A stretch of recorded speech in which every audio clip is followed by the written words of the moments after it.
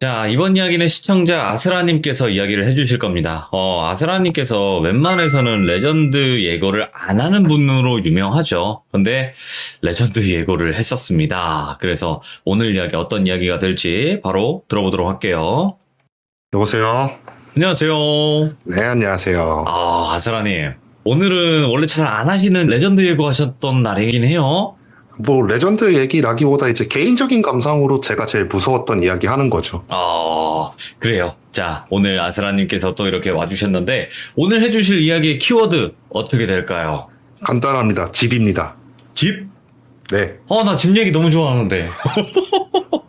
나 집에서 겪은 거 너무 좋아하는데, 그런 일이 맞겠죠? 그런 일이죠. 알겠습니다. 바로 출발할게요. 렛츠 고! 길이십니다. 렛츠 기릿!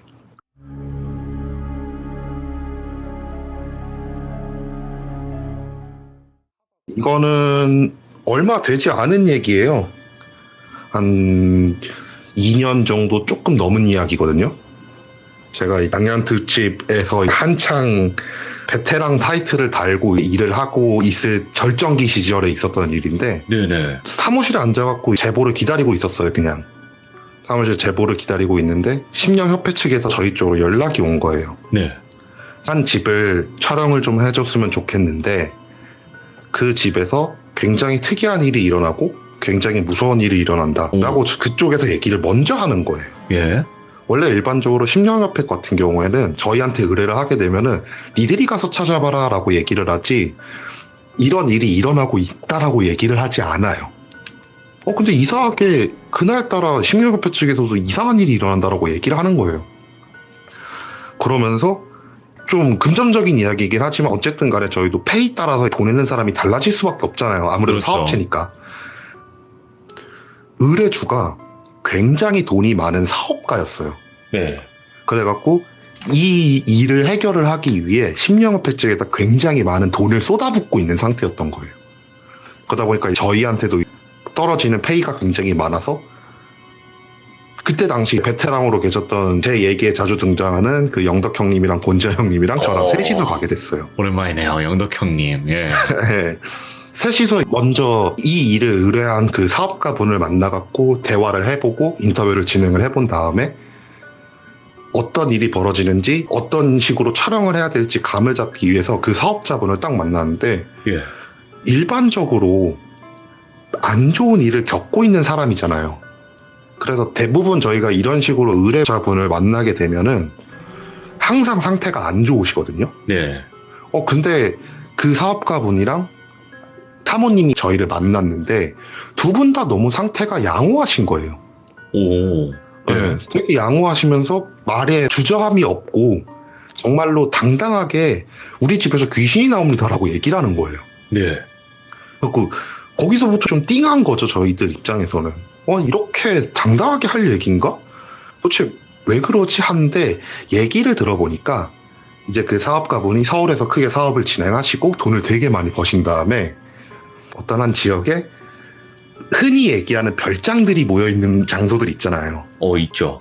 네, 그런 곳으로 이사를 할 계획을 잡고 계시는 거예요. 근데 그 이사를 하려고 하는 집에서 자꾸 이상한 일이 벌어진다. 그래갖고 우리는 아직 그 집으로 이사를 가지 못했고, 우리는 지금 원래 살고 있는 집에서 계속 살고 있는 상태다. 우리가 이사하려고 하는 집을 조사를 좀 해줬으면 좋겠다라고 말씀을 하시는 거예요.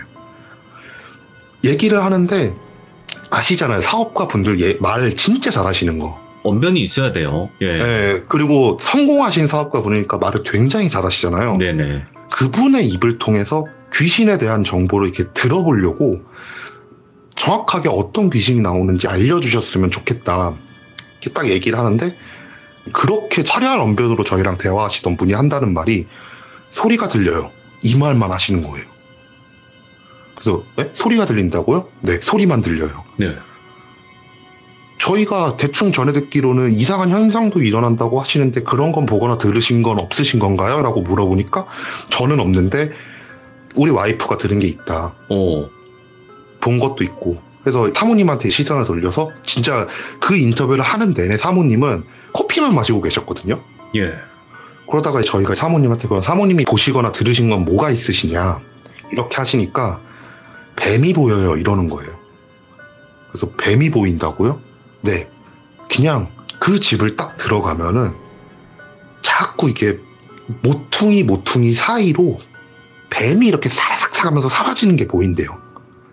대부분 그런 별장들이 모여있는 곳 동네들 같은 경우는 뒤에 산도 있고 좀 외진 곳에 이렇게 지어져 있잖아요. 그래갖고 진짜 뱀이 들어왔나라는 생각을 했는데 계절을 보니까 겨울이더래요. 근데 뱀이 돌아다닐 수가 없잖아요. 겨울엔 겨울잠 자는 애들인데. 그때부터 좀 이상한 걸 느꼈고 나도 소리를 듣는다. 자꾸 이상한 소리가 들린다. 그렇게 말씀을 하셔서 저희가 그 인터뷰를 끝내고 나서 키를 받아갖고 별장으로 가게 됐어요. 네. 별장으로 갔는데 전기 다 들어오고 아시잖아요. 그런 별장들 굉장히 깔끔하고 예쁘게 돼 있는 거. 네. 딱 들어가서 둘러보면서 느낀 감상은 와 진짜 살고 싶다였어요. 그만큼 굉장히 예뻤으니까 건물 네. 자체가. 그렇게 별장을 구조 같은 걸 다 조사를 한 다음에 이제 저희가 카메라 세팅할 장소와 소리가 들린다고 했기 때문에 고음질의 고사양의 마이크를 빌려와가지고 설치를 해야 되겠다는 생각을 하고 있었죠. 그렇게 두 형님과 저 세 명이서 쭉 계획을 다 짜가지고 사무실로 돌아와서 감독님한테 보고를 드렸죠. 인터뷰 결과는 이렇고 설계도면은 이렇다. 그리고 우리는 카메라를 이렇게 설치할 계획이고 마이크를 빌려서 이렇게 설치할 계획이다. 딱 얘기를 하니까 감독님이 쓱 이렇게 계획표를 보시더니만 괜찮다. 가가지고 촬영을 해봐라 라고 말씀을 하시는 거예요. 네. 그래서 이제 저희가 다시 그 부부분한테 연락을 드려서 저희가 며칠 날 장비를 가지고 촬영을 갈 테니까 그때 집을 비워주시면 좋겠습니다 라고 이렇게 말씀을 드렸어요. 그래갖고 며칠이 지나고 나서 그 별장을 가가지고 촬영을 하려고 장비를 잔뜩 챙겨갖고 그 별장을 딱 도착했는데 그 부부분이 계신 거예요. 근데 양손에 아이스박스를 딱 들고 이렇게 오시는 거예요. 그래갖고 뭐지 하면서 이렇게 딱 하니까 그 사업가분이랑 그 사모님이 우리들 고생한다고 오. 고기를 이렇게 잔뜩 싸들고 오신 거예요. 바베큐 해 먹을 수 있게. 오. 그러면서 저희가 도착했을 시간이 4시였는데 그때부터 바로 바베큐를 막 차려주시는 거예요. 그래도 일도 다 먹고 하는 거라고 다 먹고 해야 되니까 빨리 내가 후다닥 구워줄 테니까 맛있게 먹고 힘내서 촬영하시라고. 네. 기분이 되게 좋아지기 시작한 거예요. 더 열심히 촬영을 해야 되겠다 싶은 생각도 들고. 고기니까 또. 예. 아, 그쵸. 그리고 말했잖아요. 성공한 사업가시라고. 고기 질이 되게 다르더라고요.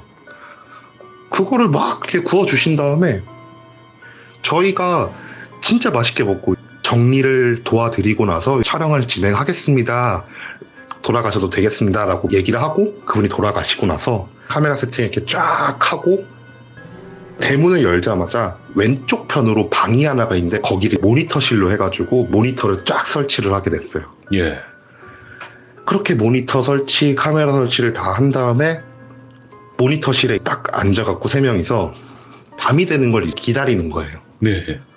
일단 기본적으로 밤에 대체적으로 심려현상이 일어나니까 그래갖고 세 명이서 진짜 할 거 없이 그 모니터실에 앉아갖고 그냥 카메라 어쨌든 설치했으니까 틀어는 놨거든요. 이렇게 틀어놔가지고 이렇게 멍 때리면서 그걸 보고 있었어요. 근데 저희가 자꾸 깜빡을 하는 게 저희가 쓰던 장비가 아니면은 설치를 하는 걸 자꾸 깜빡깜빡 하거든요. 네네. 근데 그날따라 빌려갔던 마이크를 저희가 깜빡하고 설치를 안 해놨던 거예요. 근데 그 시간이 한 10시쯤 됐던 거예요. 그 10시쯤 돼가지고 아 맞다 우리 마이크 설치해야 된다. 이걸 딱 얘기를 하니까 뭐 두 분 다 형님이시잖아요 저보다. 그러니까 당연히 시선이 저한테 오는 거죠. 예. 시선이 와가지고 알겠다 한 다음에 인이어를 끼고 무전기를 연결한 채로 마이크를 들고 마이크를 설치하고 이렇게 나갔어요. 문을 딱 모니터실에서 열고 나가서 마이크를 하나 둘 설치하고 있을 때 제 귀에서 안녕 이러는 거예요. 오. 순간적으로 형님들이 장난치는 줄 알았어요. 예. 그래갖고 무전기를 다시 눌렀죠. 인이어 딱 듣는 다음에 형님 무슨 말 하셨어요? 이러는 거예요. 아니요, 나 아무 말 안 했는데? 왜? 아니, 이상한 소리가 들려갖고요. 그래? 우리 그런 거 안 했어. 뭐, 빨리 설치하고 모니터실로 와. 이러시는 거예요. 예. 잘못 들었나? 딱 이러고, 잠깐 쭈그리고 앉아갖고, 내가 진짜 뭘 잘못 들었나? 이상하다. 분명히 들었는데? 이런 생각을 하면서, 다시 일어나가지고, 마이크 설치 작업을 이렇게 쫙 하고 있었죠. 네. 마이크 이렇게 쫙 설치를 하고, 모니터실로 들어왔어요. 아무 일 없이. 근데 암만 생각해도 장난을 친 것 같은 거예요. 저희들끼리 장난 되게 많이 치거든요. 그래갖고 다시 모니터실에 딱 앉아갖고 얘기를 했죠. 무전기로 나한테 안녕이라고 하지 않았냐고. 아니다. 우리 그런 장난 안 했다. 하면서 좀 실랑이를 벌였어요. 근데 계속해서 안 했다 그러니까 뭐 어쩌겠어요. 저보다 선배고 형님들인데.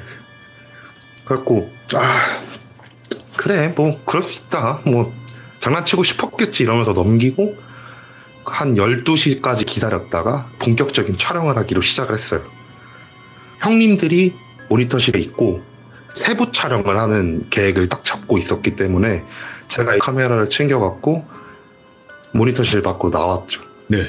여전히 인이어를 낀 상태에서 현관부터 시작해서 촬영 시작하겠습니다라고 모니터실에 계신 형님들한테 무전을 친 다음에 현관부터 이렇게 촬영을 쭉 하고 있었어요. 한쪽 귀를 막으면은 자기가 내는 소리가 굉장히 잘 들리잖아요. 인이어를 끼고 있다 보니까 제 발자국 소리가 굉장히 크게 들리는 거예요. 더벅, 더벅, 더벅 하는 소리가. 쭉 현관을 찍고 거실로 나가서 거실을 쫙 촬영하고 바로 옆에 이어져 있는 부엌을 촬영하고 부엌 옆으로 있는 보일러실을 쫙 촬영을 하고 거실 옆에 문으로 들어가는 또 다른 큰 방을 하나 촬영을 하고 딱 나오려고 하는데 어디가? 이러는 거예요. 느낌이 쎄한 거예요. 무전을 쳤어요. 형님 혹시 들었어요? 이러니까 무슨 소리? 아니 방금 이상한 소리 들렸다고. 혹시 형님들 모니터실에서 들린 거 있어요? 아니 없어. 그래요? 나 이상한 소리 들었는데. 얘기를 하니까 영덕 형님이 잠깐만 있어봐 내가 한번 가볼게 라고 하면서 모니터실 방 문이 열리는 소리가 딱 나는 거예요. 예. 저한테 이렇게 딱 다가오셔갖고 인이어를 이렇게 막 빼가지고 막 자기 귀에 껴보고 막 실험을 해보시는 거예요. 무슨 소리가 들리나 안 들리나. 그냥 막 해보더니 야 멀쩡한데 왜 그러냐 너 자꾸. 너 오늘 좀 이상한데 네가 모니터실로 가고 내가 촬영하겠다. 왜냐하면 저희는 그런 상황을 많이 겪었다 보니까 좀 이상 증상을 느끼는 사람들을 빼내요. 안전하게. 그래갖고 알았다 한 다음에 영덕 형님한테 카메라를 넘기고 딱 뒤를 도는데 저희가 흔히 카메라에다가 조명 조그맣게 달아놓잖아요. 그쵸. 네, 특히 어두운 곳에서 촬영할 때 잘 안 찍히니까 제가 움직이니까 그 카메라 앞으로 그림자를 싹 지면서 이동을 하는데 뭐가 살짝 반짝거리는 게 보이는 거예요. 벽면에서. 뭐지? 하고 이렇게 싹 봤는데 아무것도 안 보여요. 그래갖고 형님 잠깐 카메라 좀 줘보라고 한 다음에 제가 그 반짝거리는 곳을 봤던 그 벽면을 이렇게 카메라로 왔다 갔다 거려봤거든요. 예. 진짜 벽에 한 지점에서 그 빛이 올 때마다 반짝거리는 거예요. 느낌이 이상한 거예요. 왠지 뭐가 있을 것 같다라는 생각이 들어갖고 거길로 터벅터벅 들어가가지고 벽을 퉁퉁 두들겼더니만 울리는 거예요. 소리가. 조금 옆에 벽을 쳐봤어요. 딱딱한 소리가 나요. 잠깐만 기다려보라고. 나 밖에 좀 나갔다 오겠다고. 예. 밖에 이렇게 딱 나가갖고 건물을 이렇게 싹 봤더니만 한 2m 정도 되는 공간이 있는 거예요. 예? 사장님한테 그 시간에 전화를 걸었어요. 저희가 좀 이상한 걸 발견을 했는데 혹시 오실 수 있냐.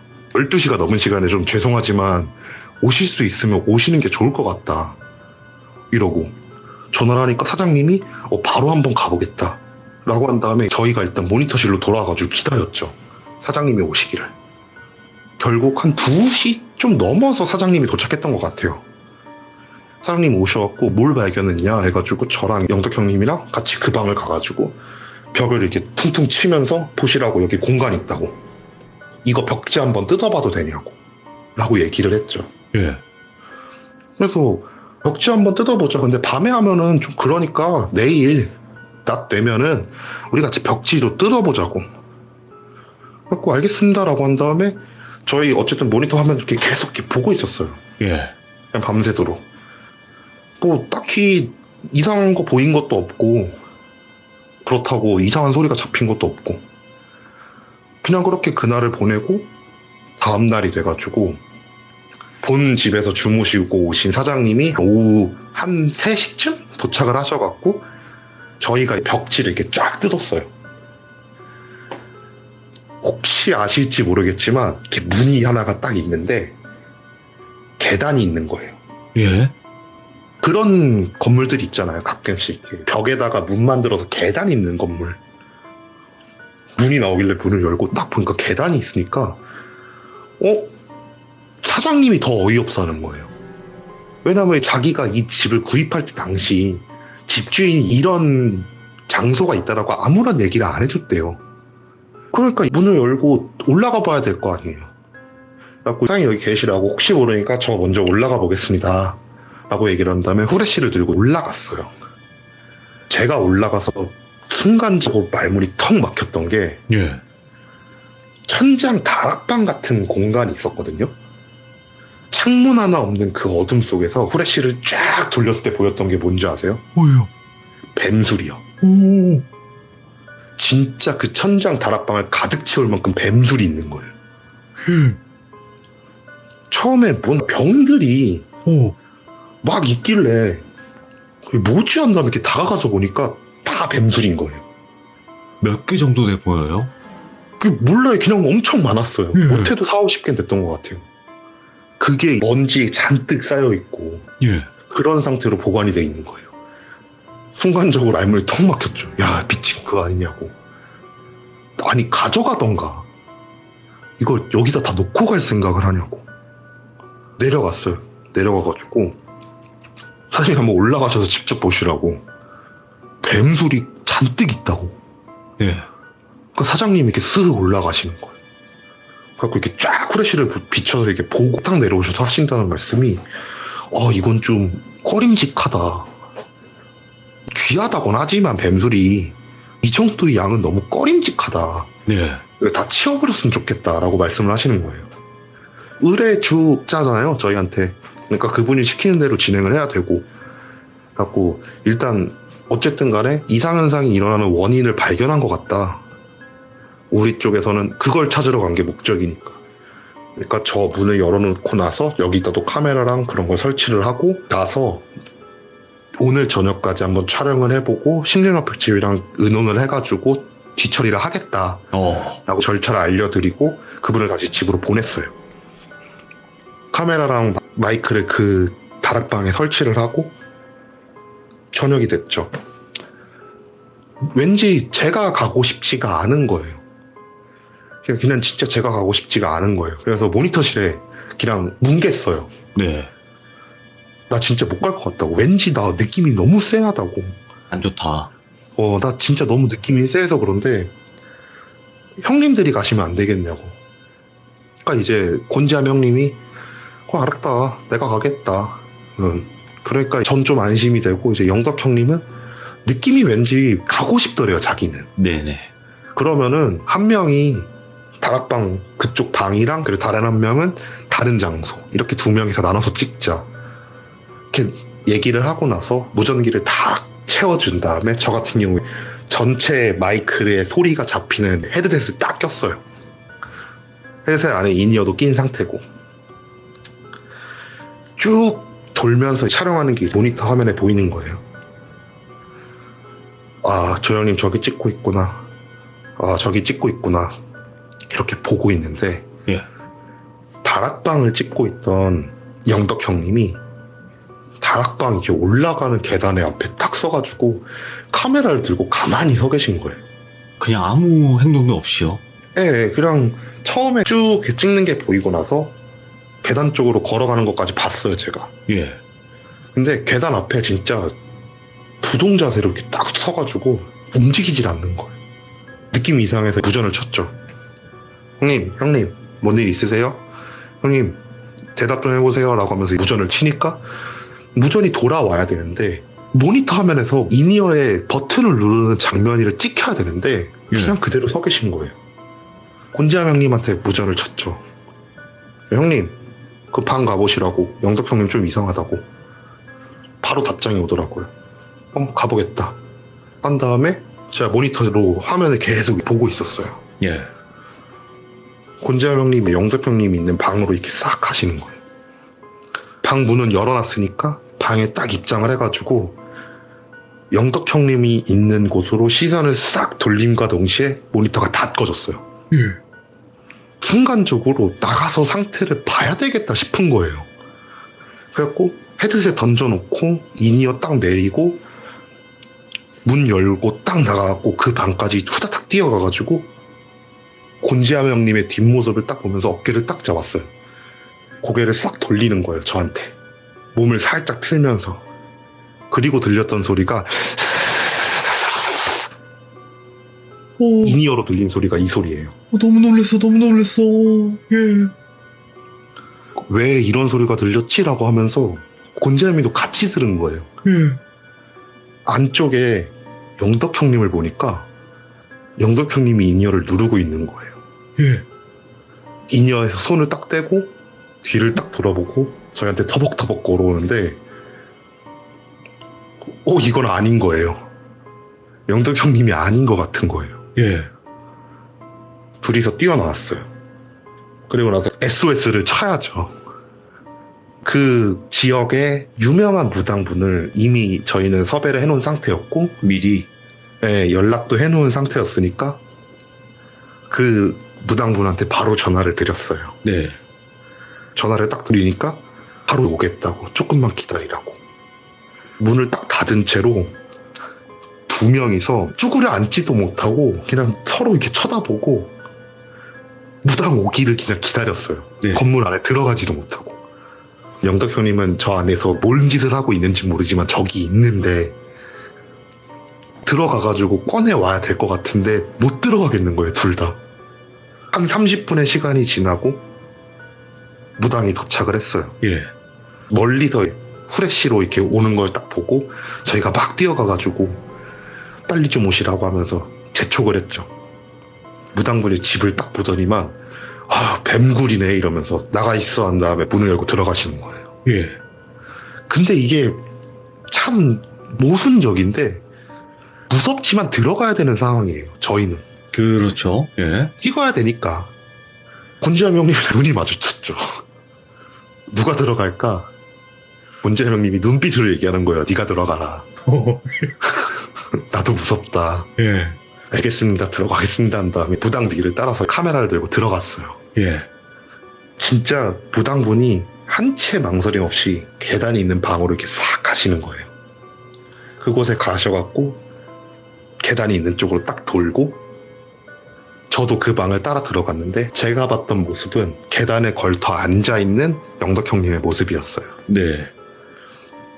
근데 무당분이 갑자기 뒤를 다시 돌고 다 오시는 거예요. 그리고 나서 저를 딱 붙잡아요. 나가래요. 예.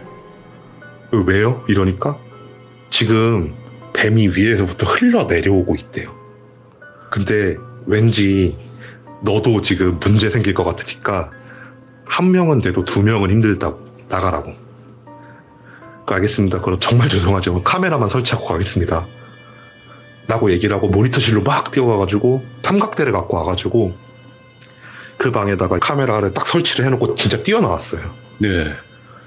대문에 앉아갖고 곤지암 형님이랑 기다렸죠. 그냥 한 10분 15분의 시간이 흐르고 발자국 소리가 들리면서 두 분이 이렇게 나오시는 거예요. 영덕 형님이 저희를 보고 딱 한다는 말이 야 내가 그렇게 불렀는데 니들 왜 안 왔냐고 이거예요. 그러니까 영덕 형님 시선에서 어떤 일이 있었던 거냐면 자기가 방을 딱 들어가가지고 촬영을 하고 계단을 올라가려고 계단 쪽으로 딱 갔는데 뱀이 계단을 이렇게 타고 오르고 있더래요. 예. 그걸 찍고 있었대요, 본인은. 근데 인이어를 끼고 있었음에도 불구하고 자기는 어쨌든 뱀 계단 타는 걸 이렇게 찍고 있으니까 정자세로 서 계셨던 거예요. 계속 뱀이 올라갔다가 이렇게 툭 떨어졌다가 올라갔다가 툭 떨어졌다가 이런 게 반복을 하고 있으니까 그냥 서가지고 뱀을 찍고 있었대요. 그 상황을 전 보고 영덕 형님한테 무전을 쳤던 거예요. 근데 영덕 형님 무전이 온 걸 못 들었대요. 그래갖고 곤지암 형님이 가고 이렇게 저도 이렇게 딱 가가지고 곤지암 형님 어깨를 딱 잡는 그 순간에 영덕 형님이 저희한테 야 다들 여기로 와봐, 뱀 한 마리가 여기서 자꾸 계단을 타려고 하네, 이 얘기를 했다라는 거예요. 오, 근데 저희는 그 소리를 뱀 소리로 들은 거예요. 예스, 이 소리. 네. 그래갖고 그 형님 카메라 메모리 카드 당장 떼가지고 뭐 노트북에 연결을 했죠. 예. 확인을 해봐야 될 거 아니에요. 그 부분 딱 가가지고 재생을 했는데 아무것도 안 찍힌 거예요. 그냥 씌인 거예요. 거기서부터 그 형님. 오, 와, 무섭다. 이건 너무 무섭다. 뱀 귀신은 되게 많이 찍어봤거든요. 근데 체감상 오는 공포가 역대급인 거예요. 나 나름대로 베테랑이고 진짜 이곳저곳 다니면서 볼 걸 못 볼 걸 다 봤는데 그냥 무서운 거예요. 그거를 저희 셋이 다 느낀 상태고 대책회의를 해야 돼요. 이러면. 왜냐면 더 이상 저희가 찍을 수가 없을 것 같다는 판단이 들 정도였으니까. 일단 촬영 접자. 무당도 동의한 거예요. 그 부분을. 촬영 접자고 얘기하니까 무당도 잘 됐다고. 오늘 촬영하면 힘들 것 같다고. 촬영 다 접으라고 한 다음에 일단은 무당 집으로 가가지고 간단하게 비방을 치기로 했어요. 그렇게 4명이서 무당 집을 가가지고 간단한 비방을 받고 근처에 24시간 하는 카페를 찾아가가지고 커피를 시켜놓고 3명이서 이제 대책회의를 한 거예요. 찍긴 찍어야 되고 돈은 받았으니까. 근데 찍기는 너무 무섭고 어떻게 할까 하다가 결론이 났던 게 야, 카메라를 더 갖고 와서 진짜 사각지대 없이 세팅을 하고 모니터실에 3명이 다 같이 있으면 어떨까? 이건 거예요. 예. 나름대로 저희들 머리에서 나온 가장 획기적인 방법이었던 거예요. 예. 왜냐면 저희도 무서우니까. 그래갖고 저희들 3명이서 차를 타고 다시 사무실로 들어와가지고 진짜 사무실에 있는 카메라를 거의 다 들고 갔던 것 같아요. 예. 카메라를 다 들고 와가지고 카메라를 막 세팅을 했어요. 다음날 낮에 쫙 세팅을 해가지고 모니터실에 모니터도 하나 더 갖다 놨죠. 카메라 개수가 늘었으니까. 그걸 3명이서 나란히 이렇게 앉아갖고 모니터만 보고 있기로 한 거예요. 예. 그날 저녁에 헤드셋을 끼고 3명이서 나란히 앉아갖고 모니터를 이렇게 보고 있었어요. 서로 나는 1번부터 6번 캠까지 볼 테니까 형님은 7번부터 12번 캠까지 봐봐. 막 이렇게 역할 분담해놓고 예. 한 12시부터 시작을 해가지고 모니터를 이렇게 보면서 한 1시간 정도의 시간이 흘렀던 것 같아요. 정말 아무것도 안 찍히는 거예요.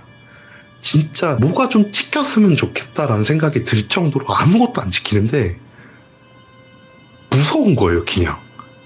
심지어 거기가 별장이 모여있는 촌이다 보니까 저녁 한 10시까지도 바로 옆에 있는 다른 별장에서 사람들이 하하호호 거리는 소리가 들려요. 예. 막 그렇게 외진 곳에 있는 것도 아니에요. 근데도 왠지 정말 외딴 섬에 놓여져 있는 듯한 느낌이 들면서 그냥 되게 무서운 거예요. 그걸 3명 다 겪고 있는 상태였던 거죠. 그 모니터를 이렇게 딱 보고 헤드셋을 끼고 있는데 곤지암 형님이 야 여기 모니터 봐봐 하면서 한 캠을 확대를 싹 하시는 거예요. 이렇게 확대를 딱 하니까 다락방을 찍고 있던 모니터 캠 하나 중 계단 방향을 찍고 있던 카메라가 하나 있었거든요. 예. 계단에서 뭔가 검은 게 꿈틀거린다라고 해야 되나? 표현이? 그런 게 보이는 거예요. 저거 뱀 아니냐고 영덕 형님이 얘기하는 거예요. 그치, 나도 뱀처럼 보인다? 오. 딱 이 얘기를 하는 순간 저희들이 끼고 있던 헤드셋에 어서와 안녕 반가워 처음이지 어디 갈까 나 너희들 너무 좋아 이런 소리가 들리는 거예요. 우와. 나 이거 대사까지 아직 정확하게 기억나요. 순간적으로 3명이 헤드셋을 다 던진 거예요. 못 있겠다. 나가자. 라고 한 다음에 3명이서 진짜 집 밖으로 나왔어요. 와. 그리고 나서 저희가 협회에 전화를 걸었죠. 그 예, 새벽에. 예. 우리 여기 못 찍겠다고. 너무 무섭다고. 진짜 예, 협회 분들이 어이없어 하시는 거예요. 예. 야, 니들 경력이 몇 년인데 니들이 무섭다 그러냐. 아니, 야, 니들이 무섭다 그러면 대한민국에서 거기 찍을 사람 누가 있냐고. 그러니까 모르겠다고. 우리 못 찍겠다고. 아니, 찍을 수는 있겠는데 적어도 무당은 붙여놓고 찍어야 될 것 같다고. 예. 협회분이 얘기하는 거예요. 알았다. 그러면 무당 바로 부르자. 어쨌든 이상현상은 있는 거지. 그래갖고 저희가 뼈저리게 겪고 있습니다. 라고 얘기를 했죠. 다음 날이 됐어요. 협회분이랑 협회 소속 무당분이 이렇게 내려오셨어요. 그리고 사업가 부부 2분도 참석을 하신 거죠. 협회 측 무당분이 이렇게 싹 둘러보더니만 구술해야 된대요. 뭐 당연한 거죠. 근데 이 사업가 그분이 무당분한테 그러는 거예요. 구술하실 거면은 소리를 되게 크게 내야 되지 않냐. 그렇다. 무당이 얘기하니까 사업가분이 하신다는 말씀이 그러면 구순 좀 안 해줬으면 좋겠다. 왜 그러시냐. 우리가 노후를 보내려고 여기로 이사를 하려고 하는 건데 주변 분들한테 그럼 어떻게 보이겠냐고. 뭐 틀린 말은 아니잖아요. 그래서 일단은 무당이 그러면 구술 안 하고 처리하는 방향을 한번 알아보겠다. 집을 네. 한번 둘러보겠다라고 한 다음에 사업가분이랑 사모님이랑 저랑 영덕형이랑 곤지암이랑 식료협회 직원 그리고 무당 이렇게 다 같이 들어갔어요. 그 집에. 네, 예. 사모님은 그 계단을 처음 보는 거예요. 그날. 안 왔으니까. 얘기만 듣고 있었다 보니까 무당분 옆에 이렇게 쫄쫄쫄 쫓아가가지고 계단 쪽 있는 방으로 들어가가지고 계단을 보면서 와 진짜 이런 게 있네. 와 이런 게 있어? 이걸 왜 우리가 몰랐지? 이런 얘기를 막 하고 계시다가 바닥에 털썩 쓰러지시는 거예요. 예. 무당이 갑자기 달려 들어갔고 목을 졸라요. 사모님의 목을 조르는. 보고 계신 사업가 그분도 그렇고 저희들도 그렇고 무당을 말리려고 하면서 다가갔는데 사모님이 몸을 베베 꼬고 있는 거예요. 꼭 뱀마냥. 그러면서 그 소리를 내고 있더라고요. 저희가 들었던 그 사사사삭거리는 소리. 이런 거? 네. 그러면서 무당이 목을 조른 채로 당장 나와 하면서 소리를 지르시는 거예요. 길지도 않았어요. 한 30초 정도 시간이었던 것 같아요. 예. 괜찮아지기까지. 그 일을 딱 겪은과 동시에 모든 사람이 집 밖으로 나왔어요. 사모님 괜찮아지시자마자 바로. 네. 정말 길지도 않은 그 30초의 시간 동안 사장님의 생각이 바뀌신 거예요. 나 이 집을 팔아야 되겠다고. 안 되겠다. 네. 그렇게 얘기를 하고 나서 저희한테 이제 됐다고 촬영 그만하셔도 될 거라고. 나는 이 집에 살 생각이 없고 더 이상 이 집에 어떻게 처리를 할지 생각을 할 필요도 없다라고 생각이 든다. 어차피 더 이상 이 집의 주인은 내가 아니니까 하면서 가시는 거예요. 화가 나신 듯이. 화가 나셨겠죠 당연히. 저희 들어가가지고 카메라에 다 떼기 시작을 하는 거예요.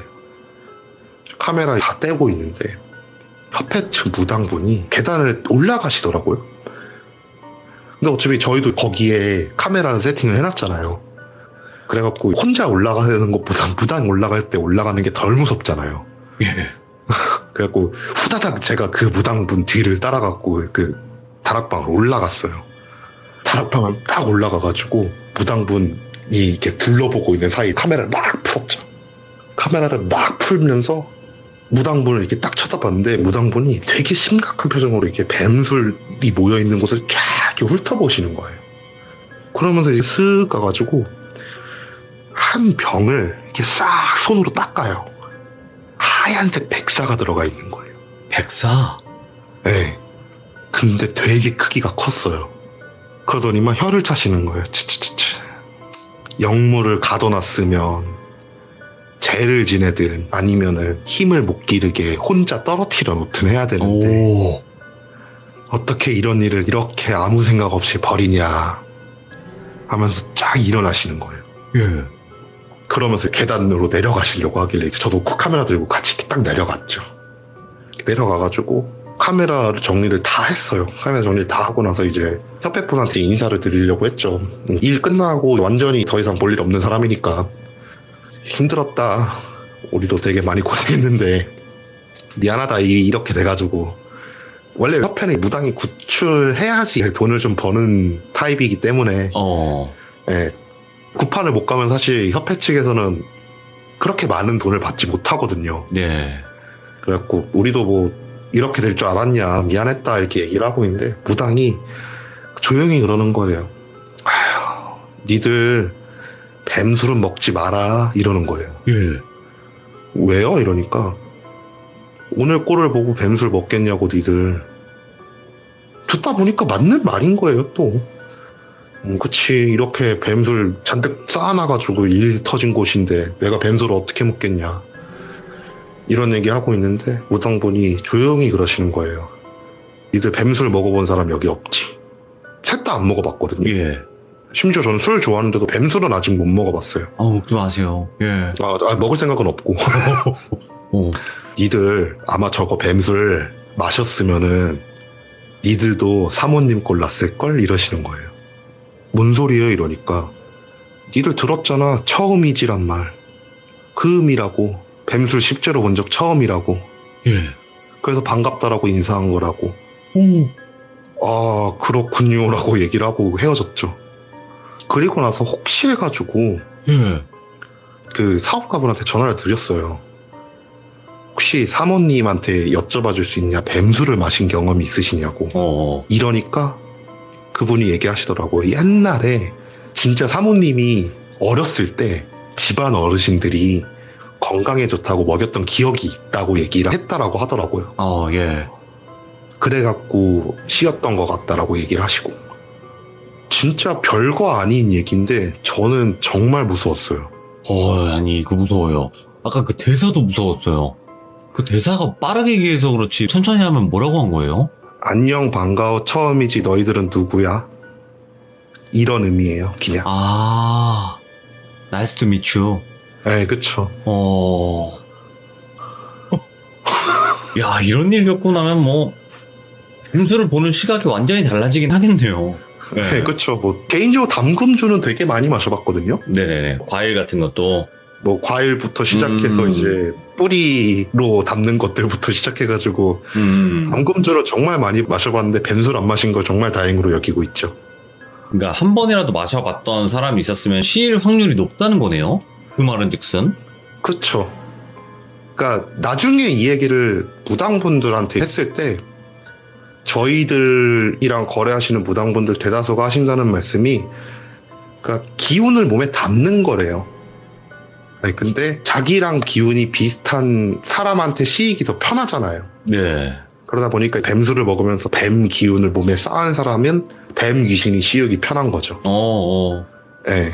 그러니까 어쨌든 뭐 예를 들자면 뭐 뱀이 들어갈 수 있는 문을 만들어 놓는다 뭐 이런 개념이겠네요. 네, 그쵸. 오늘은 그냥 미쳐버리겠습니다. 아스라님까지 그냥 정신을 못 차리게 또 무서운 이야기를 해주셨는데 진짜 너무 고생 많으셨고 앞으로는 어차피 뭐 이런 일을 이제 안 하시긴 하지만 더 이상 이런 일은 없으시길 바래요. 이때까지 해주시는 얘기들은 다 과거 얘기이길 바랍니다. 다 과거 얘기죠. 그쵸. 그러니까 과거 얘기이길 바란다고요. 그쵸. 예, 아이고 아무튼 너무 고생 많으셨습니다. 감사합니다. 네, 감사합니다. 네. 와, 그냥 오늘은 그냥 정신을 못 차리겠습니다. 솔직하게. 이야기가 너무 레전드가 많아가지고 좀 정신을 못 차리겠어요. 솔직하게. 근데 오늘 이야기 같은 경우에도 이 뱀술이 그렇게 그 다락방 속에서 발견이 될 줄이야. 정말 또 소름 끼치고 듣기 힘든 그런 이야기였던 것 같습니다. 레전드였어요. 감사합니다. 고맙습니다. 자, 이번 이야기는 시청자 5000님께서 이야기를 들려주실 겁니다. 드래곤볼의 손오천을 좋아하신대요. 그래서 5000으로 닉네임을 또 설정을 해주셨는데 어떤 이야기가 될지 바로 들어보도록 할게요. 네, 여보세요? 5000님 안녕하세요. 네, 안녕하세요. 성은 손인가요? 손 5000?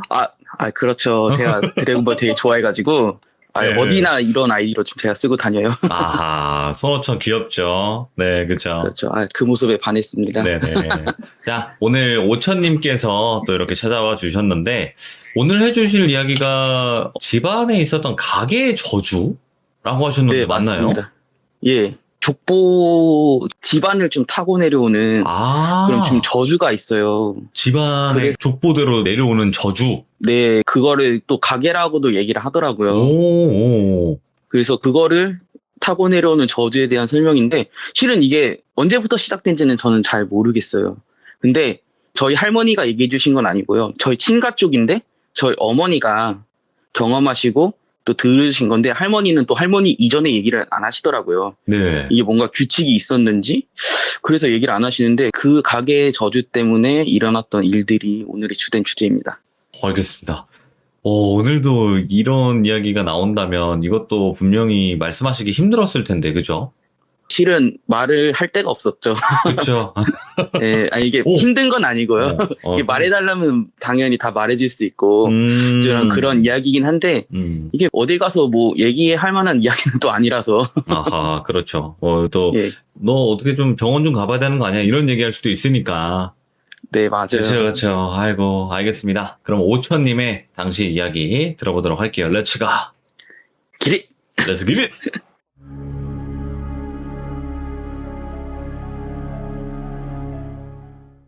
오늘 드릴 말씀은 아까 제가 설명했듯이 저희 집안에 대한 일이에요. 이제 가게의 저주라고 방금 제가 한번 설명드렸지만, 이 가게를 타고 내려오는, 쉽게 얘기하면 족보, 조상들을 타고 내려오는 그 저주를 말하는 건데요. 네. 저희 집안은 장남이 이 특정한 나이가 되면요, 아버지가 돌아가시는 패턴이 대를 이어서 반복되었다고 하더라고요. 똑같이요? 네, 똑같은 나이, 장남이 똑같은 나이요. 그리고 차남이 있으면 그 차남도 똑같은 나이예요. 예. 그 나이 때 무조건 돌아가세요. 예? 그 나이가 어느 때냐면요, 14살이요. 그러니까 중학교 입학하기 전에. 예. 그리고 차남이 5살. 그때 저희 할아버지도 돌아가시고, 저희 큰아버지도 돌아가시고, 저희 아버지는 그때 위기가 한 번 왔는데, 그건 어머니가 좀 해결을 하셨어요. 오이고. 근데 이 귀신이 되게 교묘한 게 뭐냐면요, 정체를 드러내지 않았어요. 와, 이건 또 뭐야? 예. 네, 아무런 정체도 드러내지 못하고, 무당들도 그 정체를 모르니까 해결을 해줄 수가 없는 거예요. 예. 저희 친가가 이 무당들을 정말 좋아하는 그런 집안이었고, 저희 외가도 무당을 정말 좋아하는 집안이어서 무당을 좀 많이 찾아갔어요. 그리고 저희 큰어머니도 이 천주교를 좀 다니시긴 했는데, 저희 시선에서 얘기하면 약간 이게 날라리 신도라고 해서 점집을 진짜 많이 다니셨어요. 네. 그래서 그 세계에 대해서 너무 탁월하게 좀 잘 알고 계시는 그런 분이었는데, 해결점이 없는 거예요. 왜냐면 원인을 아예 몰라요. 징조도 없어요. 그 나이대가 될 때까지는. 예. 그러니까 보통 이런 귀신의 패턴을 보면은, 경고라고 얘기하기는 좀 그렇지만 자꾸 나타나잖아요. 너 내가 죽일 거다, 이런 식으로. 근데 그런 것도 없어요. 그냥 그 나이가 되면은 돌아가시는 거예요. 그래서 이 저주의 차세를 끊기 위해서 저희 집안이 여러 가지 방법을 썼지만 다 실패했고요. 네. 그래서 이 이야기의 중심이 되는 저희 어머니는요, 물리치기 위해서 다른 방법을 쓰는 데서 나오는 세계관의 대립이 주된 이야기예요. 이야, 도대체 뭘까? 예. 여기서 말하는 세계관의 대립이라는 것은요, 바로 종교 간의 대립이에요. 어떤 종교 간의 대립이냐면요, 바로 이 무속신앙, 우리가 흔히 무선 이야기 하면요 많이 등장하잖아요. 그 무속신앙과 이 기독교 신앙의 대립입니다. 네. 그렇기 때문에 제가 약간의 이 오해가 없게 하기 위해서 이 세계관에 대해서 약간 이야기해야 되는데, 이 이야기를 듣고 분명히 불편하게 생각하시는 분들 계시리라고 제가 생각하는데, 그 부분에 대해서 제가 미리 사과드리고 양해를 구하면서 한번 말씀을 드려보겠습니다. 네, 자, 일단 말씀을 드리면, 네. 특정 종교를 비하할 목적이 절대 아닙니다. 여러분들, 그거를 감안해서 이야기를 들어주시면 될 것 같아요. 맞죠?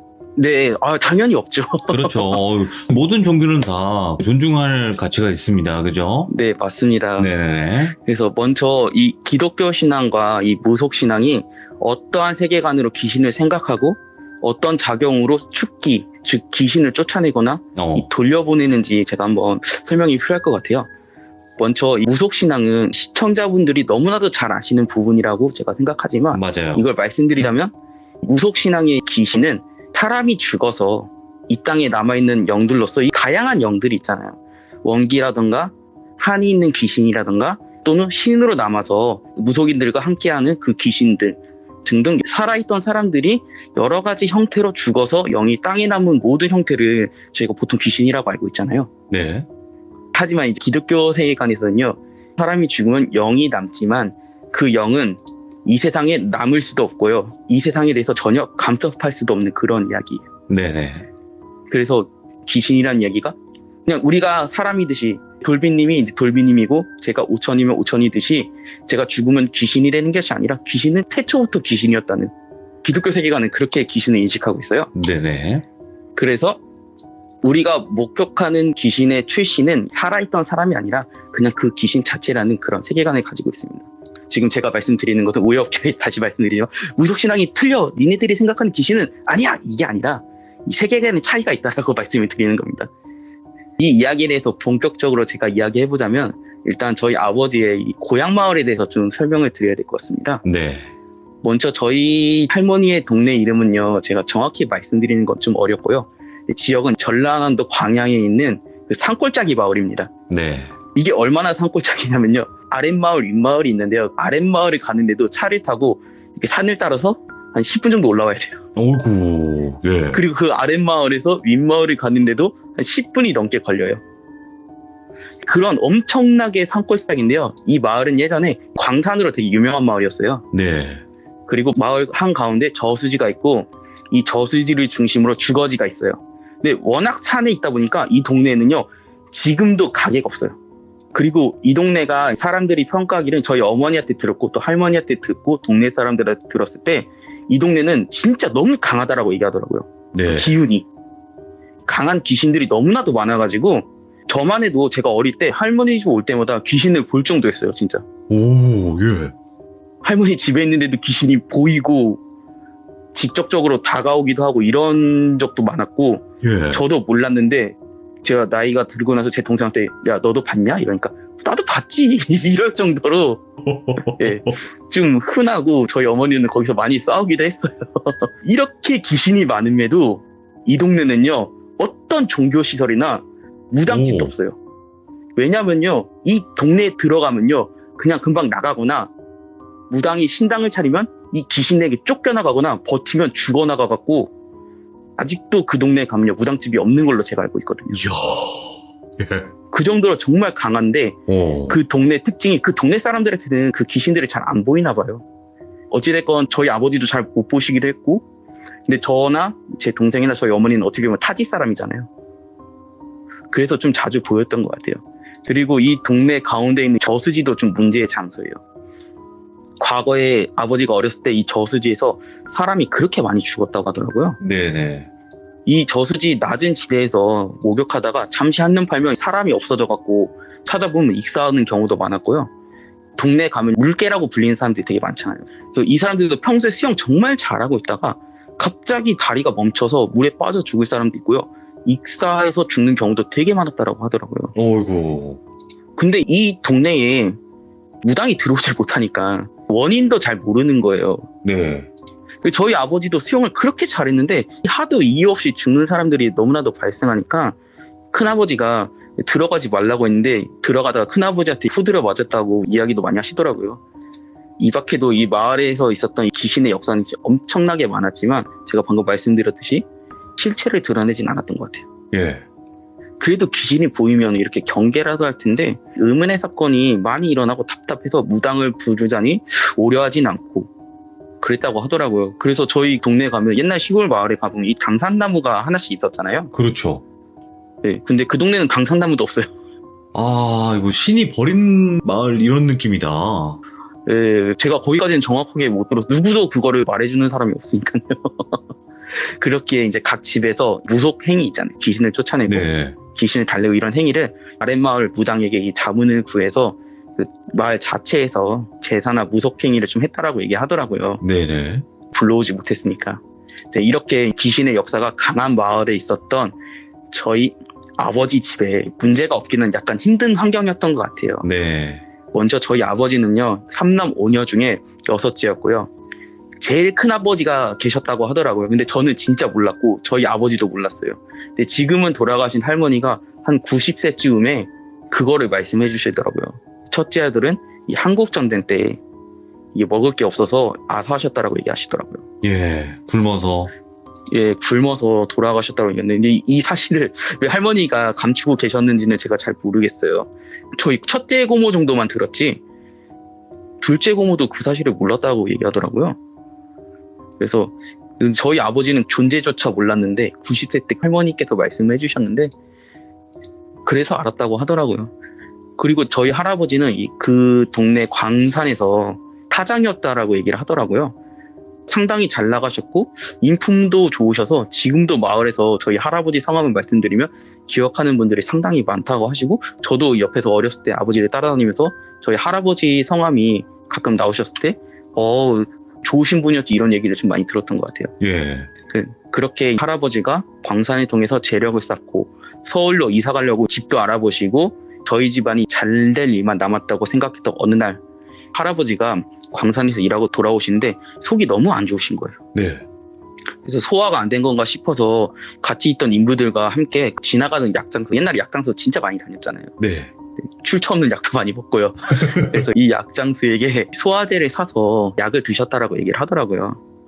그때 자기만 드신 게 아니라 함께 했던 인부들과 함께 약을 드셨는데 다른 분들은 괜찮은데 갑자기 할아버지 얼굴이 새카매지더니 피를 토하면서 쓰러졌다고 하시더라고요. 예?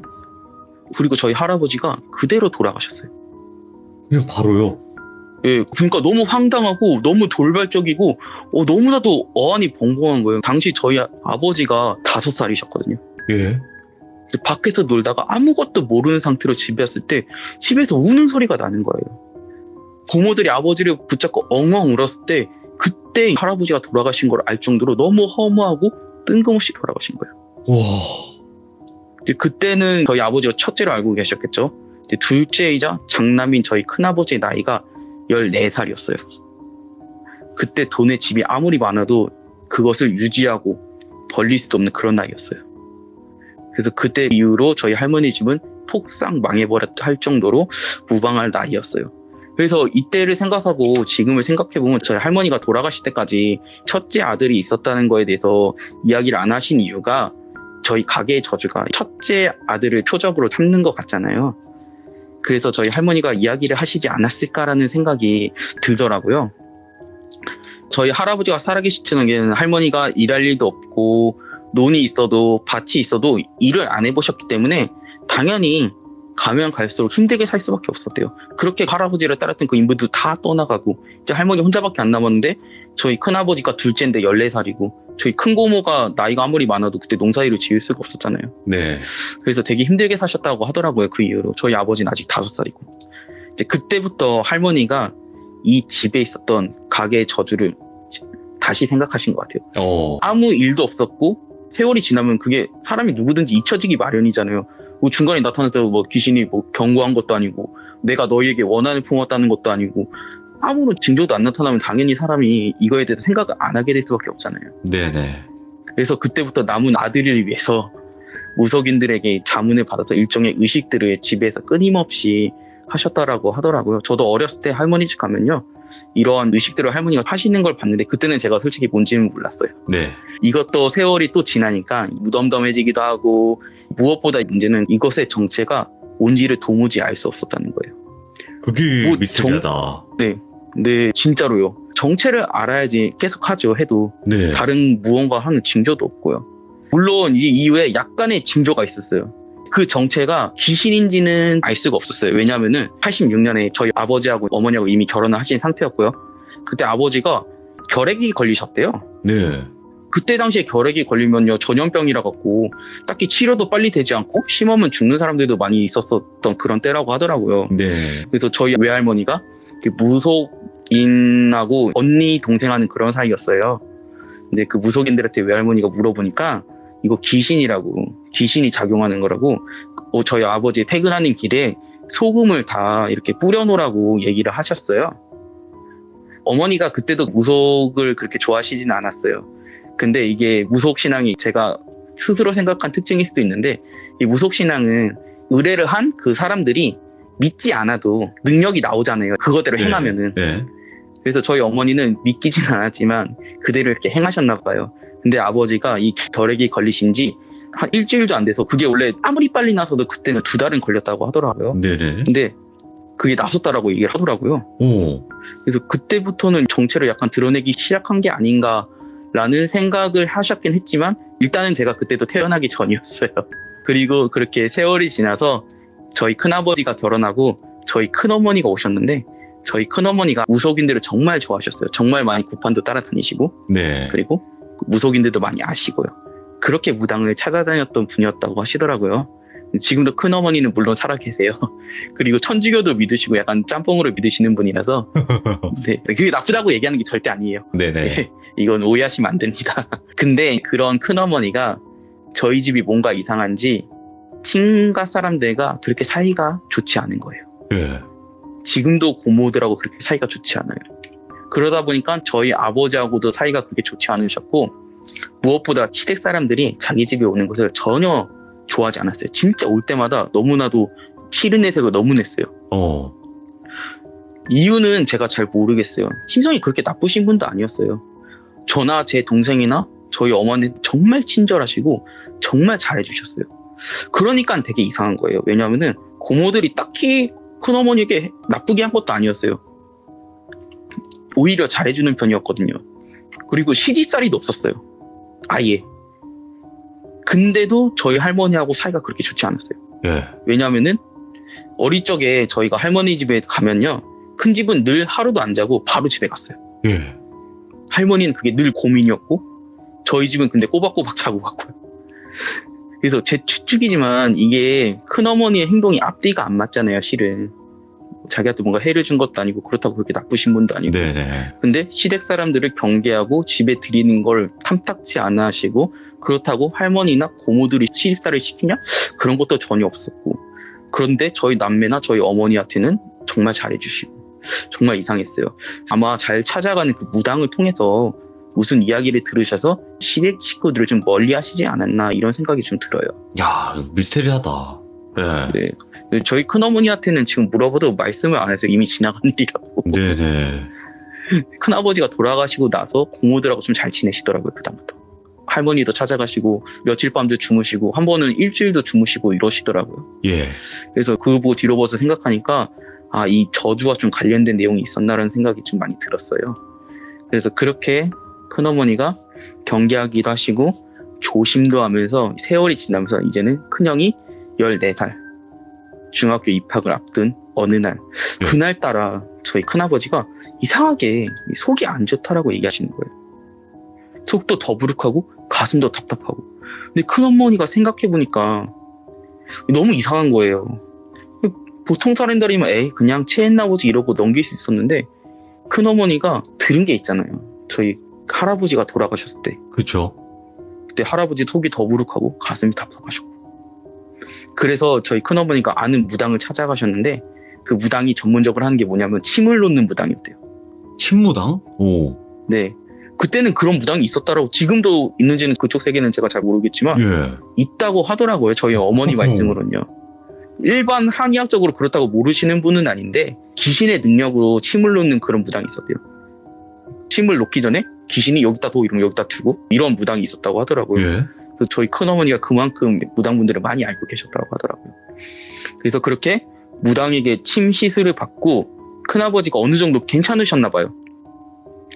그래서 따로 병원은 안 가고, 그래도 좀 불안하셨는지 다른 전집을 좀 가셔서 부적 같은 걸 받고 돌아오셨다고 해요. 예. 평소에 큰아버지가 그렇다고 몸이 이상하셨던 건 아니었고, 그 점집을 찾아가도 이러한 정황은 있지 직접 보이지가 않으니까요. 그 무당 분들도요. 그러니까 뭔가 방법이 없는 거예요. 뭐 달래줄 수도 없고 아무것도 없는데 더 구술할 수도 없고, 좀 그러니까 그냥 부적을 써주셨나 봐요. 그래서 그렇게 부적을 가지고 그날 잠을 자고 있는데, 일어나 보니까 큰아버지가 심장적으로 움켜쥐시고 돌아가신 거예요. 심장마비로. 예. 그래서 무당을 찾아갔을 때 이 지방 내력 때문에 걱정된다고 말했지만, 가게를 타고 내려오는 이 저주의 정체는요, 알 수가 없었나 봐요. 예. 이 별다른 의식 없이 부적만 받아왔지만 아무 소용이 없었던 거죠. 그리고 이러한 사건이 연달아서 가게를 타면서 내려오면서 찾았는데 저희 그 할머니나 증조 할머니들이 이런 것을 안 써봤을 리가 없잖아요. 그래도 도저히 되지 않는데 그래도 붙잡을 건 이거밖에 없으니까 이걸 계속 붙잡고 있었던 거예요. 그래서 그렇게 큰할아버지가 돌아가시니까 집안이 난리가 났죠. 안 그래도 할아버지가 돌아가셨을 때 큰아버지의 나이가 14살이셨고 저희 아버지의 나이가 5살이었는데 딱 큰아버지가 돌아가셨을 때 큰형의 나이가 14살 그리고 제 나이가 5살이었거든요. 저희 어머니의 표현을 빌리자면요. 진짜 기가 막히고 코가 막히고 할머니와 고모들은 단순 큰아버지가 돌아가셨던 상황 외에 저희 아버지까지 걱정이 되는 거예요. 예. 근데 저희 아버지 상태도 그때 좀 이상한 거예요. 왜냐면은 아무리 충격이라도 3일 동안 멍하니 계시길래 어릴 때 아버지같이 따르던 그 형님이 돌아가시니까 너무 큰 충격이라 그러신 줄 알았나 봐요.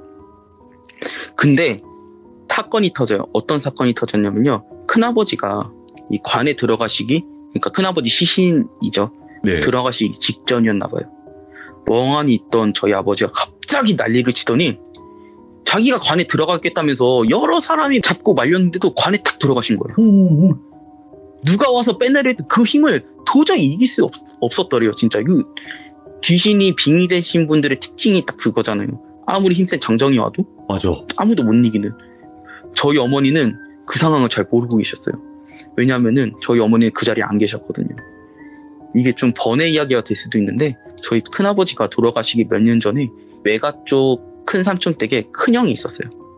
근데 기억이 잘 안 나는데 5살에서 7살 때 나이로 교통사고로 세상을 떠나셨거든요. 근데 모든 장례를 치르고 마지막으로 그 조카의 모습을 보는데 너무 이뻐하고 사랑하던 조카였거든요. 너무 살아있는 사람 모습 같더래요. 그래서 너무나도 가슴이 미어져서 살짝 만졌는데 진짜 소름이 끼칠 정도로 향기가 온몸을 감싸서 나갈 생각을 안 하더래요.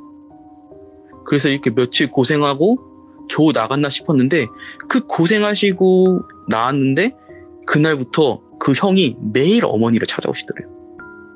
고모 놀자. 고모 나랑 놀아야지. 처음에는 너무 좋아하는 조카이기도 했고 너무 그리웠던 마음에 울기도 하고 웃기도 했지만 이제 하루 이틀 3일이 지나니까 도저히 안 되겠다 싶더래요. 이게 뭔가 안 좋은 일이 일어나는 건 아닌데 이게 그래도 영혼들이 갈 곳이 있잖아요. 근데 제때 세상을 가지 않으면 원기가 될 것 같다고 얘기를 하시더라고요. 그때 어머니의 생각으로는. 네. 그래서 이 사랑하는 조카가 그렇게 된다면 얼마나 슬프겠어요. 그래서 그 다음날 또 그 조카가 고모 놀자 이러면서 찾아왔대요. 진짜 생전 그대로의 모습으로. 그래서 어머니가 그 조카를 딱 안고 조용히 타일렀대요. 고모는 이 땡땡이가 찾아오는 것이 너무나도 좋지만 더 있다가는 너에게 정말 안 좋은 일이 생길까봐 걱정이 되네. 이제는 가야 할 곳으로 가야지니까 그 조카가 웃으면서 스르르 사라지더래요. 그런 경험을 하시고 나서는 이제는 누가 죽은 자리에 시신을 보는 자리에 가는 게 너무나도 꺼려지셨다고 하더라고요. 예. 그래서 저희 어머니는 저희 아버지가 그렇게 난리치면서 관 속에 들어가는 모습을 보지 못했는데 저희 고모들이 얼마나 기가 막혔는지 이 삐리리야 이 미 띵띵띵 이러면서 말리다가 나중에 안 되니까 고모들이 이렇게 얘기한 거예요. 이복에 오빠, 이복에는 큰 고모고요. 예. 오빠라 그런 건 나머지 고모들이고요. 동생 몸에 들어가서 뭐 하는가? 이렇게 아버지같이 따르던 동생은 살아야 하지 않겠는가? 하니까 저희 아버지가 관 속에서 나오시더래요. 그래서 저희 아버지께 지금 여쭤보면요. 그 관 속에 들어갔던 기억은 한대요. 근데 왜 그런지는 자기는 진짜 모르겠다라고 얘기를 하더라고요. 그렇지. 네, 그 당시에요. 제가 며칠 전에도 한번 물어봤어요. 예. 아버지 그 관 속에 왜 들어가셨습니까? 나도 몰라. 그냥 나도 왜 들어가는지 잘 모르겠어. 근데 들어가는 건 기억이 난다. 이렇게 얘기하시더라고요. 그래서 그렇게 우여곡절 끝에 이 장례가 치러졌고요. 그런 사건이 있었는데 그냥 끝낼 수가 없잖아요. 그래서 큰 집에서는 천조제를 드리기 위해서 이 신림동에 있는 그 관악산에 용암무당이 있다고 하더라고요. 지금도 예. 계시는지 모르겠지만 예. 이 무당을 불렀대요. 그래서 저희 어머니도 관악산에 가는 길에 그 무당집을 갔는데 저희 어머니 입장에서는 상당히 기이한 모습을 봤다라고 얘기하더라고요. 예. 이게 산 돼지를 묶어놓고 사지를 묶어놓고 서서히 죽이는 모습을 보니까 이제 저희 어머니 관점입니다. 에이 더러워 라고 자기도 모르게 뱉었을 정도로 본인 보시기엔 정말 그 장면이 기이했대요. 예. 그 돼지가 그리고 단순히 고통스러워서 소리를 지르는 것이 아니라 뭔가 겁에 질려있는 표정이었다고 하더라고요. 근데 그게 뭔지는 잘 모르겠대요. 그래서 그렇게 큰어머니는 이 용한 무당을 불러서 이 천도제를 지내기 시작했는데, 그 무당이 큰아버지 목소리를 내면서 이 큰아버지의 상제 행동을 다 따라 하시더라는 거예요. 심지어 이 큰아버지가 즐겨 부르는 이 노래까지 부르면서 마지막에는 무당이 갑자기 심장을 움켜쥐고 쓰러졌다는 거예요. 예. 근데 그렇게 재현을 하는데, 이렇게 냅두면요 무당이 진짜 죽는데요. 어머니도 외할머니가 무당을 많이 보셨으니까 그런 장면도 많이 보셨고, 그리고 저희 큰어머니도 구판에 많이 따라다니셨으니까 그렇게 하면 죽는 걸 아셨대요. 그래서 무당을 수행하던 그 제자라고 해야 되나요? 네. 그분들이 복채를 주지 않으면 큰아버지의 영이 이 무당까지 이렇게 잡고 끌고 간다고 빨리 돈을 떼라고 하는 거예요. 이게 몇몇 분들이 이걸 가지고 쇼라고 생각하실 수도 있는데, 저희 외가 할머니도 동네 무속인하고 언니 동생 할 정도로 친하게 지내셔서 예. 그런 상황이었을 때 진짜로 돌아가시는 장면이 많이 봤다라고 저희 어머니도 얘기하시더라고요. 이건 정말 쇼가 아니라 빙의 당했을 때 그걸 하지 않으면 정말 죽는 거예요. 그래서 그렇게 사람들이 이렇게 돈을 내니까 무당이 점점 이렇게 회복이 되었다고 하더라고요. 예. 그리고 마지막으로 하는 의식이 있는데, 구경하는 사람이 귀신에게 해코지 당하거나 시험 당하지 않게 하기 위해서 오색천을 넘어가는 의식을 해야 됐다고 하더라고요. 근데 저희 아버지를 포함한 모든 사람들이 그걸 넘어가겠는데, 저희 어머니만 일부러인지 까먹었는지 그거를 안 했다라고 얘기하더라고요. 저희 어머니는 딱히 안 할 생각이 없는 것도 아니었는데. 예. 그러고 의식이 다 끝나고 무당분이 예언 같은 걸 해준다고 얘기하더라고요. 네. 한 사람 한 사람 예언을 해주면서 그 무당이 저희 어머니에게 오셨는데 딱 이렇게 얘기하시는 거야. 너 허리 아프지? 허리 낫고 싶으면 나한테 와. 내가 30만 원 주면 싹 낫게 해줄게. 그거 너 어디 가도 절대 못 나와. 이렇게 얘기한 거예요. 그때 30만 원이면은 상당히 좀 금액이 있잖아요. 예. 90년대 초반인데요. 귀신이 허리에 붙었다라고 얘기를 하는 거예요. 근데 그때 어머니가 미싱일을 하다 보니까 허리가 내려앉아서 심하게 아플 때는 다리를 절 정도로 정말 아프셨다고 하더라고요. 근데 침이나 약을 받는다고 해도 이 두드러기가 너무 심하게 일어나가지고 병원을 가도 치료도 받지 못하는 상황이었다고 하더라고요. 그래서 저희 어머니 말로도 그때 자기가 귀신이 붙은 게 맞다라고 얘기를 하더라고요. 예. 무당이 저희들이 하는 말로 귀신같이 알아보고 말했다는 거예요. 어찌됐건 그 신이 말씀해 주신 거겠지만요.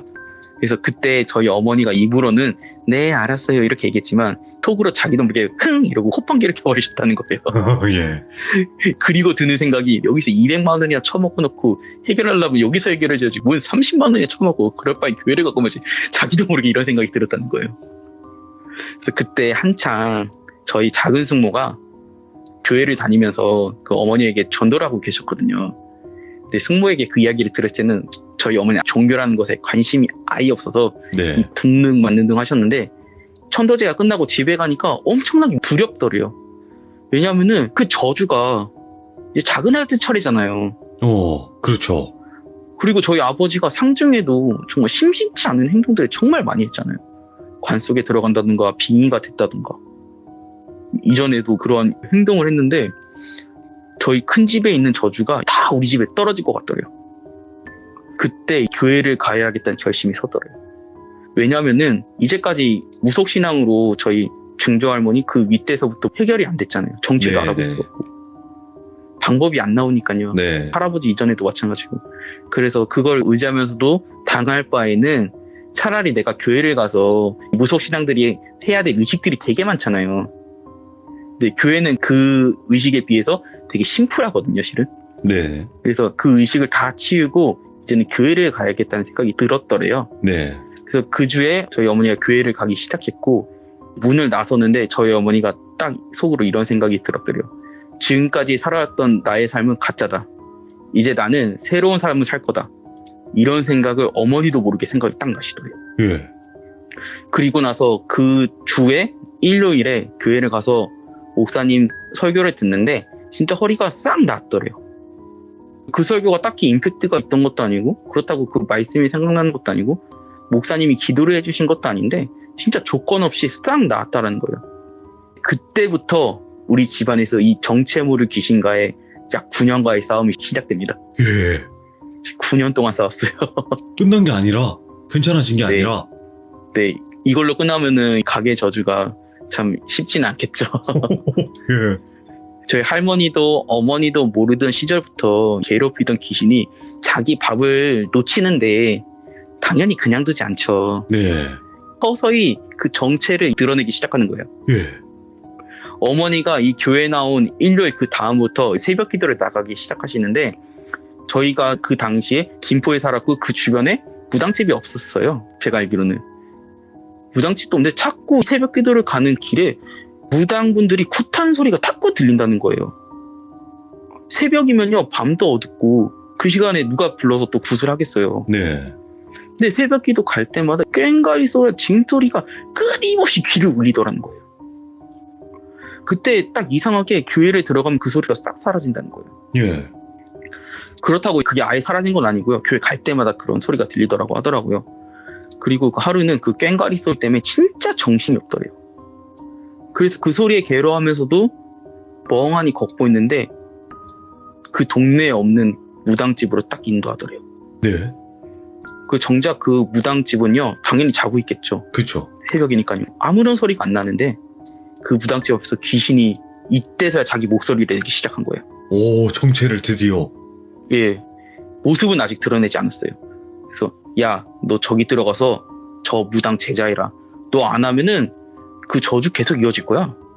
너도 죽일 거고. 이렇게 얘기한 거예요. 헐. 근데 그 소리를 듣고도 어머니는 바로 교회로 달려갔다고 하더라고요. 어찌됐건 자기 경험상 그 교회를 가면은 소리가 쫓아오지 못하니까요. 예. 그리고 또 하루는 그 소리가 또 정신없이 떠들더니 정신을 차려보니까 무덤 앞으로 끌고 갔다고 하더라고요. 그 저희 집이 그때 김포 반지하에서 살긴 했거든요. 네. 그러니까 도심 한가운데 있었고 그 무덤까지 갔다는 건 상당히 멀리 왔다는 거예요. 근데 그 누구의 무덤인지도 모르는 무덤 앞에서 그 귀신이 이렇게 얘기한 거예요. 야, 너 여기다 절해. 그럼 내가 살려줄게. 이렇게 얘기한 거예요. 예. 그 길로 어머니가 대꾸도 안 하고 교회로 달려갔다고 하더라고요. 이미 새벽 기도는 끝났겠지만요. 계속 꼬시네. 근데 실은 어머니도 이걸 아시는 거예요. 왜냐면은 이때까지 그 귀신이 말하는 요구대로 다 했고, 그러니까 말은 안 했지만 방금 어머니한테 제시하신 그 요구들 있잖아요. 네. 그거를 다 했어요. 저희 집안에서 실은. 근데 그게 안 끊어졌잖아요. 그렇죠. 저희 어머니는 이게 거짓말이라는 거 아는 거예요. 그래서 그 시절은 지금처럼 예배 시간이 끝나면은 교회들이 잠가놓지는 않고 이 대형 교회들도 언제나 와서 성도들이 기도하라고 문을 열어놨다고 하더라고요.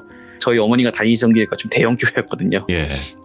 그래서 지금은 도둑이 하도 많아서 고가의 물건들이 자꾸 도난당하니까 지금은 닫아놓는데 그때는 아니었다고 하더라고요. 그래도 어머니가 방법은 이거밖에 없다고 생각하셨는지 그런 방해에도 꼭 새벽 기도와 주일 예배를 드렸다고 하더라고요. 그렇게 꿋꿋이 방해하면서도 이 소리만 나지 이 모습으로 정체는 드러내지 않더라고 하더라고요. 근데 이거를 좀 해결해야 될 거 아니에요. 그때 저희 작은 숙모가 이 자기가 다니는 교회 목사님을 소개해 주신 거예요. 그때 그 교회 목사님이 개척을 하셔서 교인이 얼마 없는 작은 교회였는데 숙모가 늘 전도했지만 저희 어머니가 그 교회로 간 게 아니라 저희 집 주변에 있는 대형 교회로 가신 거예요. 네. 그래서 그 개척교회 목사님이랑 사모님이 오시더니 기도하는 방법을 알려주신 거예요. 사도신경으로 자기가 하나님의 자녀라는 것, 그 사도신경의 내용이 딱 그 내용이거든요. 자기가 하나님의 자녀라는 것을 자기 입으로 고백하고 기도하라고 세세히 알려준 거예요. 네. 그리고 그 목사님과 사모님이 또 이 무속 세계에 대해서 너무나도 잘 아시거든요. 왜냐하면은 이 목사님과 사모님의 어머니가 무당이셨어요. 원래? 네. 예. 그리고 특히 이 사모님의 어머니는 이 전국적으로 날리는 그 엄청나게 용한 그 만신급 무당이었다고 하더라고요. 오, 유명한. 네, 진짜 유명했다고 하더라고요. 이게 예. 세월 이미 돌아가시긴 했는데 엄청나게 유명한 그 무당이었다고 하시고 사모님 본인도 영향을 안 받을 수가 없잖아요. 신을 받을 뻔했는데 겨우겨우 고생해서 이겨낸 경험이 있으신 그런 분이거든요. 그래서 이쪽 분야의 소위 전문가였어요. 네네. 그래서 사모님과 목사님의 말씀대로 신앙 고백을 20분 정도 하라고 하고 매일 기도하기를 멈추지 않았더래요. 근데 그러던 어느 날 저희 어머니가 새벽 기도를 마치고 집으로 돌아오시는데 이상한 기분이 들더래요. 예. 아, 집에 지금 뭔가 있구나. 오늘은 그 귀신이 좀 정체를 드러낼 것 같다. 그런 느낌을 받으셨대요. 그러나 집에 문을 딱 여니까 진짜 송아지만한 새까만 염소 2마리가 저희 집을 뜯어먹고 있더래요. 염소? 예? 네. 그 모습이 진짜 얼마나 살이 쪘는지 배가 진짜 땅을 길 정도로 저 몸으로 걸을 수 있을까라는 생각으로 정말 어마어마하게 정말로 살찐 그런 염소였대요. 오, 소름 끼쳐, 예. 그 염소로 나타난 모습이 저희 집을 뜯어먹고 있다고 얘기했었잖아요. 예? 저희 집에 할아버지가 광산을 해서 정말 잘 나갔다고 얘기했잖아요, 제가. 네. 근데 하루아침에 폭삭 망했잖아요, 할아버지가 돌아가시고 나서. 그러니까 할머니 집 망하게 하고 나서 큰아버지가 돌아가시면서 큰 집도 되게 빚지고 사시고 나중에 파산 선고까지 하셨거든요. 그렇게 가난하시고 이제 큰아버지가 돌아가시니까 저희 집으로 온 거예요. 확실하게 그 염소의 모습을 보니까 예. 이때까지 저희 집의 재산을 먹은 걸 보여주는 거예요. 그 염소를 통해서. 그리고 또 기독교적으로 보면은 이 염소가 또 악마의 상징이잖아요. 이게 되게 근거 없는 이야기 아니라 경전에 보면은 하나님 믿는 그 이스라엘 백성들이라고 얘기하잖아요. 근데 그 사람들이 이제 대속제일이라고 얘기를 하는데 그때 염소 2마리를 잡아갖고 광야로 보내버리거든요. 하나는 여호와를 위해서, 하나는 아사셀을 위해서인데 이 아사셀이라는 게 악마 이름이래요. 오. 근데 그런 모습으로 보여진 거예요. 그러니까 그 귀신의 정체가 지금 이렇게 설명하면 되게 웃긴 건데 서양의 악마가 아니었을까 이런 서양. 생각이 들 정도로 예, 예. 그런 모습이 드러낸 거예요. 이제까지는 어머니가 귀신이 아무리 나타나도 아무 말도 못 하셨지만 이제는 용기가 생기셨대요. 어머니가 그 염소 2마리를 보고 야 너네 여기서 뭐하냐 이렇게 물어봤대요. 그렇게 말하니까 염소가 도망가더래요. 네. 어머니의 말씀에 영역이 입혀진 거죠. 하지만 그 귀신들을 완벽하게 물리칠 정도는 되지 않으셨던 거예요. 네. 이게 저도 귀신을 좀 많이 봤거든요. 어렸을 때. 저도 많이 느끼는 거지만 귀신이 나타났을 때 제 생각대로 처리되지는 않더라고요. 왜냐면 딱 자기의 능력만큼만 말이 나가고 딱 자기의 능력만큼만 저의 행동이 나가더라고요. 네. 그때 저희 어머니도 약간 그러셨던 것 같아요. 알 수도 없을 만큼의 세월 동안 저희 집안을 괴롭혔던 그 귀신이 이 사건 하나로 물리치기는 힘들죠. 그리고 저희 어머니가 또 자신이 생각해도 이해가 안 될 행동을 하셨대요. 그걸 완전히 쫓아내거나 죽였어야 되는데 이 염소는 한 마리 도망쳤고요. 도망치는 염소 한 마리를 잡아서 줄로 칭칭 감았는데 이게 자꾸 현관문 쪽으로 나가려고 하더래요. 네. 그래서 어머니가 어딜 나가 이러면서 발로 팍 차버렸대요. 근데 어머니가 지금 와서 말씀하시는 거는 자기가 그 염소가 나가는 거를 잡아갖고 집에 매넣는 게 아니라 쫓아내거나 죽였어야 됐다고 얘기를 하더라고요. 그치. 박살을 냈었어야 되는데. 네. 근데 어머니가 자기가 생각한 만큼 행동이 안 나오는 거예요. 그래서 예. 어머니가 그걸 얘기하시기를 방금 제가 말씀드린 대로 그만큼의 힘이 안 되신다는 거예요. 네. 그래서 그런 경험을 하시고 다음날 저희 어머니가 당시에 미싱일을 하고 계셨거든요. 그래서 당시 귀신이 그 다음날 해코지를 한 거예요. 네.